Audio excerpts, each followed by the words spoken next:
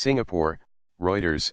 Singapore Prime Minister Hsien Loong said on Saturday a mounting trade spat between the United States and China was one of the most pressing concerns for Southeast Asian nations. Lee flagged his concerns in remarks made as he opened a summit of the 10-member Association of Southeast Asian Nations, ASEAN, for many of which the United States and China are the top two trading partners.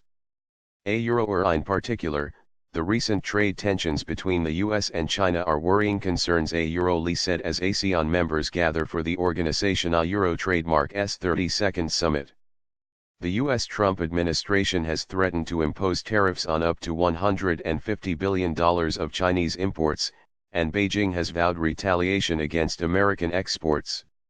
On Saturday, Lee said the open and rules-based multilateral trading system, which has backed the growth of ASEAN member states, has come under pressure as the political mood in many countries has shifted against free trade. Also on the agenda at the summit were the humanitarian crisis in Myanmar, and security tensions in the disputed South China Sea, but it was unclear how much substantive progress could be accomplished. The situation in Myanmar, Euro Trademark's western state of Rakhine, where hundreds of thousands of minority Rohingya Muslims have fled for neighboring Bangladesh after a military crackdown, is one of the biggest challenges facing the group.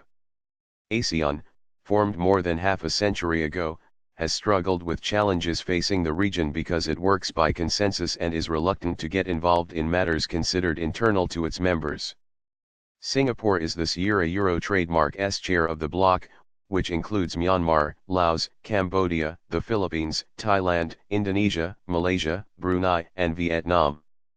Lee said ASEAN members individually will find it difficult to make an impact on regional and global challenges, and called on its leaders to boost integration and cooperation to make a mark and to be effective.